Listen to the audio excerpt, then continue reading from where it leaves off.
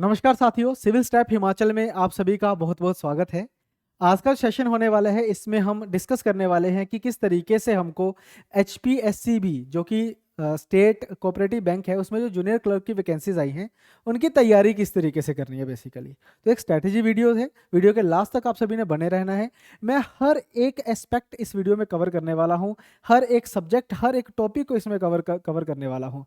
तो क्या इंपॉर्टेंट है और क्या इंपॉर्टेंट नहीं है वो भी हम डिस्कस करेंगे, और किसके ऊपर हमने ज़्यादा फोकस करना है, किसके ऊपर हमने कम फोकस करना है और किसको छोड़ देना है, ये भी हम डिस्कस करने वाले हैं। तो बेसिकली जो आज की क्लास का मोटिव है वो यही है कि प्रीलिम्स और मेंस, ये दो जो एग्ज़ाम हैं, इनकी तैयारी किस तरीके से करें। अब ज़्यादा स्टूडेंट ये सोचते हैं कि पहले हम प्रीलिम्स की तैयारी करेंगे, उसके बाद फिर हम मेंस की तैयारी करेंगे। तो दोस्तों, प्रीलिम्स और मेंस में 20 दिन का टाइम होता है, 20 या 25 दिन, बड़ी हद 25 दिन मैक्सिमम टाइम होता है। 10 दिन में रिजल्ट आता है, फिर 3-4 दिन में एडमिट कार्ड आ जाते हैं मेंस के, और उसके बाद 6-7 दिन में पेपर शुरू हो जाते हैं। तो ऐसा नहीं है कि पहले आप प्रीलिम्स की तैयारी करो उसके बाद फिर आप मेंस की तैयारी करो। तो ऐसा तो बिल्कुल भी हम ये कह सकते हैं कि ये पॉसिबल ही नहीं है। मेंस में फिर आप रह जाओगे, हो सकता है आपका प्री जो है वो क्लियर हो जाए। तो वीडियो का मोटिव यही है कि कम्युलेटिव वे से तैयारी किस तरीके से करनी है, वो सारा आज की क्लास में हम डिस्कस करने वाले हैं। उससे पहले एग्जाम का पैटर्न समझ लेते हैं हम। पैटर्न की अगर हम बात करें तो इंग्लिश के 30 क्वेश्चंस, न्यूमेरिकल एबिलिटी यानी कि मैथमेटिक्स के 35 क्वेश्चंस, रीजनिंग के 35 क्वेश्चंस। इनको करने के लिए सेक्शनल टाइम है 20 मिनट्स का, 20 मिनट्स ईच, टोटल 1 घंटे का समय मिलेगा। और जो हमारा एग्जाम होगा 100 मार्क्स का होने वाला है। लेकिन ये जो प्रीलिम्स पेपर होता है ये क्वालिफाइंग होता है, नेचर में। तो इसका मतलब ये है कि आपने बस इसको पास करना है। एक बार आपने इसको क्वालिफाई कर लिया तो आपकी मेंस की टिकट बन जाएगी। ये मेंस की टिकट के लिए बेसिकली, अगर आपको मेंस का कॉल लेटर चाहिए तो प्री क्वालिफाई करना है, मेरिट में इसका कोई योगदान नहीं होगा। ये बेसिकली कहता है क्वालिफाइंग नेचर। ठीक है। अब अगर मैं बात करूं इस पर्टिकुलर एग्जाम की, तो इसके लिए मैं रेफरेंस लूंगा IBPS क्लर्क की। ठीक है, क्योंकि IBPS ही इस एग्जाम को कंडक्ट करेगा। और IBPS क्लर्क की मैं यहाँ पे रेफरेंस क्यों ले रहा हूँ, क्योंकि IBPS क्लर्क में जो कट ऑफ बनती है वो स्टेट वाइज बनती है। और ये जो एग्ज़ाम है ये हिमाचल स्टेट के ऊपर है, यानी कि हिमाचल का बच्चा ये पेपर भरेगा।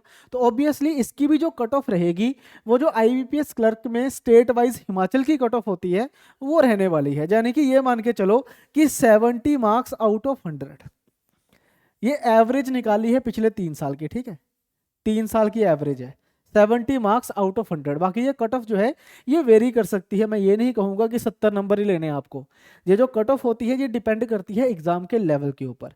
यूजुअली क्या होता है कि IBPS जो क्लरिकल का प्रीलिम्स का पेपर लेता है उसका लेवल ज़्यादा नहीं रखता है, क्योंकि उसको क्या चाहिए, उसको चाहिए तेज तर्रार पर्सन। आप खुद सोचो कि बैंक में क्लरिकल लेवल पे कितना काम होता है। जब आप बैंक में भी जाते हो तो आपको सामने वाला बंदा, आप क्या एक्सपेक्ट करते हो उससे, आप एक्सपेक्ट करते हो कि यार ये तेज तर्रार होना चाहिए, इसकी स्पीड अच्छी होनी चाहिए, अच्छे तेजी से काम कर दे बस, ये है ना, क्योंकि लाइन लगी होती है पूरी। तो उसी चीज को देखता है प्रीलिम्स का पेपर, कि आपकी स्पीड को कैसे इंप्रूव कर रहा है। अब स्पीड तभी बढ़ेगी जब लेवल कम होगा। तो IBPS भी क्या करता है कि जो क्लरिकल लेवल पे जो प्रीलिम्स का पेपर होता है उसमें वो कट ऑफ को ज़्यादा करने के लिए लेवल को कम कर देता है। ठीक है, तो लेवल आपको इजी मिलेगा, जो मैंने आपको लास्ट वीडियो में भी बताया था कि ज़्यादा मुश्किल चीज़ें नहीं आने वाली हैं, इजी मिलेगा। लेकिन कट ऑफ जो है, जितना इजी पेपर होता है उतनी ज़्यादा कट ऑफ जाती है ना। अब मान के चलो कि 100 नंबर का पेपर है, बहुत ईजी है, मेरे भी 90 अटैम्प्ट, आपके भी 90 अटैम्प्ट, तो 2 लोगों ने पेपर दिया, 1 वैकेंसी है, तो ऑब्वियसली कट ऑफ भी 90 के अराउंड ही जाएगी। ऐसे अगर मान लो 2 लोग पेपर दे रहे हैं, मेरे आए 40 नंबर, आपके आए 35 नंबर, तो कट ऑफ फिर 36-37 ही जाएगी, है ना। तो ये किस पे डिपेंड करता है, जो पेपर अपेयर कर रहे हैं। तो जिनका स्कोर जो है, अगर मान लो एवरेज स्कोर 50-60 रहा तो कट ऑफ भी उतनी जाएगी। अगर एवरेज स्कोर हमारा 70-80 चला जाता है तो कट ऑफ भी उतनी चली जाएगी। तो कट ऑफ का ये मतलब होता है बेसिकली, पेपर से पहले कट ऑफ डिसाइड कभी नहीं हो सकती। पेपर का लेवल देखना पड़ेगा, नंबर ऑफ कैंडिडेट्स जिन्होंने अपेयर किया एग्जाम वो देखने पड़ेंगे, उसके बाद हमें कट ऑफ का पता चलता है। तो प्लीज़ मैं रिक्वेस्ट करूंगा कि आप कमेंट सेक्शन में मुझे ये मत पूछिएगा कि इसकी कट ऑफ कितनी जाती है। ठीक है, ये डिपेंड करता है एग्जाम के ऊपर, जब एग्जाम होगा तब बता देंगे आपको। ठीक है, पहले से प्री नहीं रखना। लेकिन पिछले 3-4 साल की एवरेज यही है आपके हिमाचल के एग्जाम की, अगर मैं बात करूँ तो। ठीक है, तो प्रीलिम्स में 3 रहते हैं।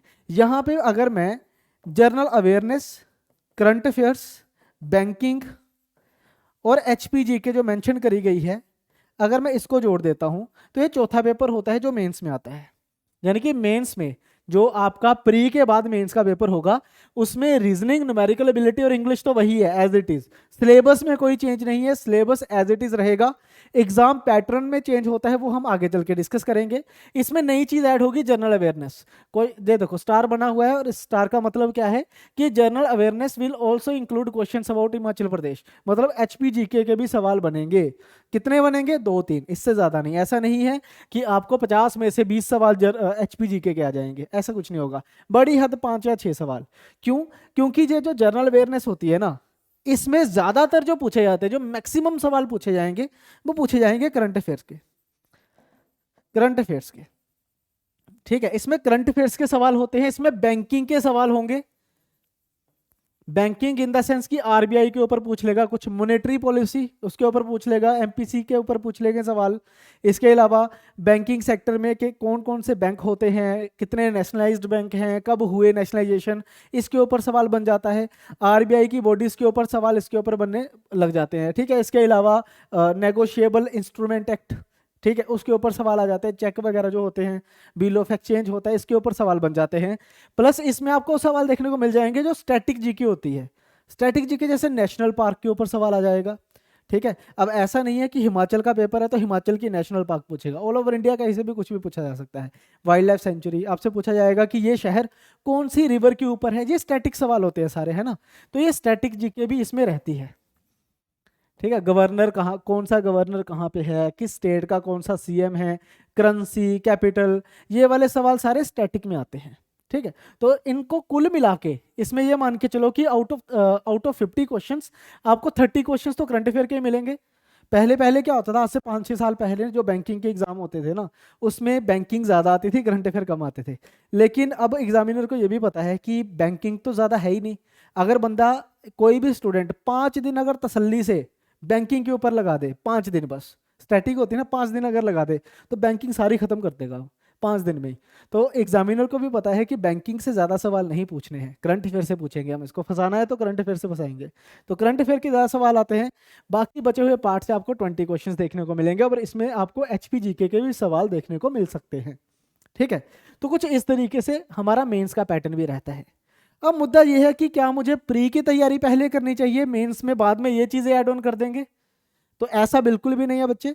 जब आप तैयारी करना शुरू करोगे तो आपको एक स्लॉट 1 घंटे का कम से कम रखना पड़ेगा, जनरल अवेयरनेस का भी, कम से कम, ठीक है। और उस 1 घंटे में आपने क्या करना है, पिछले से 6 से 7 महीने के करंट अफेयर्स को पढ़ना है, अच्छे तरीके से पढ़ना है, ठीक है। क्योंकि अगर आपके करंट अफेयर्स के ऊपर कमांड अच्छी है और आपका मान लो प्रीलियम अच्छा हो जाता है, तो मेंस में आपको फिर ये वाला पार्ट पढ़ना है, ठीक है। फिर आपका देखो एक सॉफ्ट हैंड हो जाएगा कि करंट अफेयर्स हमें आते हैं, हमें क्या पढ़ना है, बैंकिंग और स्टैटिक। बैंकिंग स्टैटिक के साथ साथ अगर आप करंट अफेयर की रिवीजन करोगे तो आपके लिए बहुत बेनिफिशियल होगा। लेकिन अगर आप ये सोचो कि प्री के बाद मुझे ये सारा कवर करना होगा तो वो पॉसिबल नहीं है।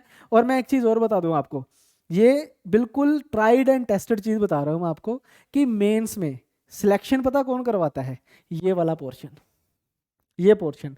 रीजन पता क्या है इसका? क्योंकि जो बच्चा प्रीलियम्स दे के आया है ना, जिसका प्रीलियम क्वालिफाइड है, वो ये मान के चलो कि वो आपके जैसा ही है, उसको रीजनिंग, न्यूमेरिकल एबिलिटी और इंग्लिश आती है तभी वो मेंस में पहुंचा है। तो मेंस क्रैक करने के लिए अगर आपने मेरिट में आना है तो ये आपका बहुत इंपॉर्टेंट होना चाहिए, ठीक है। ये चीज़ बहुत इंपॉर्टेंट होनी चाहिए, जनरल अवेयरनेस, जिसमें करंट अफेयर्स सबसे इंपॉर्टेंट रोल प्ले करता है, ठीक है। तो आपने करंट अफेयर्स को साथ साथ पढ़ना शुरू करना है। और रही बात ये जो 3 चैप्टर्स हैं, तो इनमें इंपॉर्टेंट चैप्टर्स मैं आपको बता देता हूं जो आपकी प्रीलियम्स और मेंस दोनों में हेल्प करेंगे, ठीक है। तो कुछ इस तरीके से आपको ये तो पता चल गया कि जनरल अवेयरनेस क्या चीज़ होती है। अब अगर मैं क्वांटिटेटिव एप्टीट्यूड की बात करूं तो मैं टॉपिक्स लिखवा रहा हूं जिनके ऊपर आपने ज्यादा फोकस करना है। सिलेबस तो हम सारा कवर करेंगे, बट ज्यादा फोकस, ज्यादा प्रैक्टिस किसकी करेंगे हम करेंगे सिंप्लीफिकेशन की प्रैक्टिस। सिंप्लीफिकेशन हम पढ़ेंगे, क्वाड्रेटिक इक्वेशंस, ठीक है। हम पढ़ेंगे सीरीज के सवाल, नंबर सीरीज जो होती है वो वाले क्वेश्चंस करेंगे ज्यादा से ज्यादा। हम करेंगे टेबल वाली डेटा इंटरप्रिटेशन, डीआई, इसके ऊपर ज्यादा फोकस करेंगे। ये फोकस्ड एरियाज है, these are the focused areas, ठीक है। रीजनिंग की अगर हम बात करें तो रीजनिंग के मेन चैप्टर्स में आपको बता देता हूं, कोडिंग, डिकोडिंग। भाई ऐसा कोई पेपर नहीं जिसमें ये सवाल नहीं बनता और 5-5 सवाल सीधे बन जाते हैं।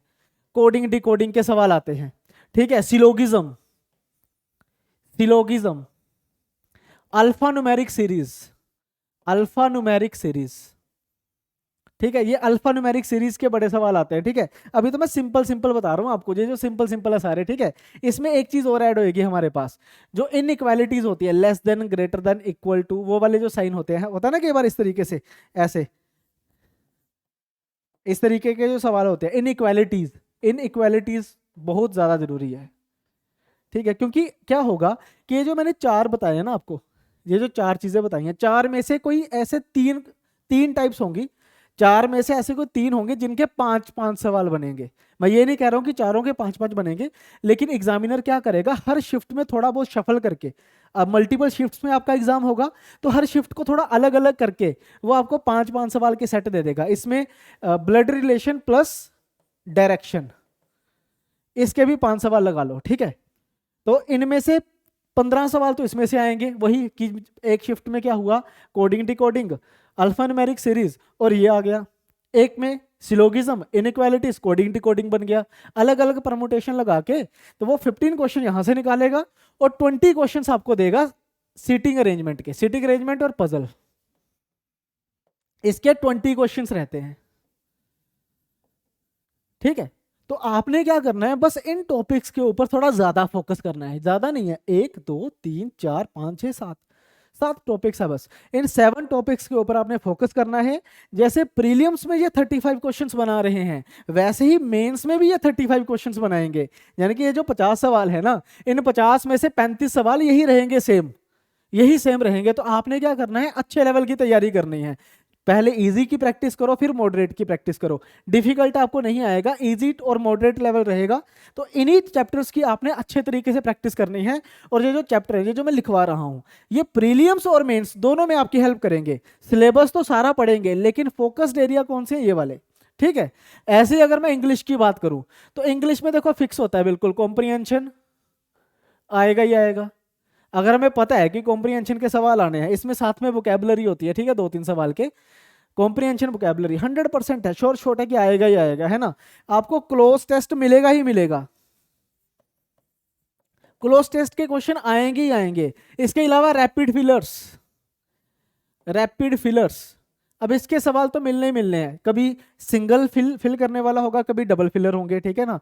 एरर, कॉमन एरर्स के जो 5 सवाल होते हैं वो तो हम भूल ही गए, वो तो आएंगे ही आएंगे, वो तो 100% आएंगे। और इसमें एक चीज़ और रहती है जो कि कई बार नहीं भी आती है, वो इस तरीके से होता है, कई बार 5 एरर के सवाल आएंगे, है ना, 5 रैपिड फिलर आएंगे, 5 क्लोज टेस्ट। कई बार एग्जामिनर क्या करता है, इन तीनों में से किसी एक को 10 नंबर का दे देता है। ये 10 क्वेश्चन फिक्स हैं, इनमें से तीनों में से कोई एक 10 नंबर का होगा, बाकी दो 5-5 के। अगर मान लो ये तीनों 5-5 नंबर के आए, तो ये जो बचा हुआ पार्ट है ना, वो रहेगा रीअरेंजमेंट का, रीअरेंजमेंट वाला पार्ट आता है, ठीक है। बैंकिंग का एग्जाम जो है ना, बड़ा सॉर्टेड सा एग्जाम होता है, सिंपल सा सिलेबस होता है। और यही चीज आपको मेंस में भी मिलेंगी, यही सेम चीज मेंस में मिलेंगी। मेंस में 2 कॉम्प्रिहेंशन हो जाते हैं, ज्यादा सवाल हो जाते हैं, एरर ज्यादा आ जाती हैं, फ्रेजल रिप्लेसमेंट आ जाता है, ठीक है, पूरा फ्रेज रिप्लेसमेंट वाला आ जाता है पार्ट। तो सिलेबस बड़ा सॉर्टेड सा है, आपको ऐसा नहीं है कि पूरी ग्रामर पढ़नी है, कुछ पार्ट पढ़ना है ग्रामर का, और प्रैक्टिस करनी है जितना ज़्यादा हो सके। ये जो एग्ज़ाम है, ये एग्ज़ाम आपका, आपकी नॉलेज टेस्ट करने के लिए नहीं है, ये आपकी स्पीड और आपकी स्मार्टनेस को चेक करने के लिए है कि आप कैसे इतने वास्ट सिलेबस में से काम की चीज़ें निकालते हो और उनकी ज़्यादा प्रैक्टिस करते हो, बस, ठीक है। मैं आपको कभी ये नहीं कहूँगा कि टाइम एंड वर्क चैप्टर उठाओ और उसको 10 दिन प्रैक्टिस करो, उसके 1000 सवाल करो, ज़रूरत ही नहीं है। जब पेपर में ये एक सवाल आना है, तो मैं आपको ये कहूँगा कि अगर आपने 1000 सवाल प्रैक्टिस करने ही हैं, तो आप इनके करिए, जो आपको कम से कम 25 नंबर तो देंगे, प्रीलियम्स में भी और मेंस में भी। तो इसकी प्रैक्टिस करिए ज़्यादा से ज़्यादा। तो स्मार्टनेस का यूज़ करना है सभी ने। ऐसा नहीं है कि आप लगे हुए हो कि नाउन के 1000 सवाल कर रहे हो, है ना, आप लगे हुए हो परसेंटेज को लेके, रेशो को लेके, ज़रूरत ही नहीं है।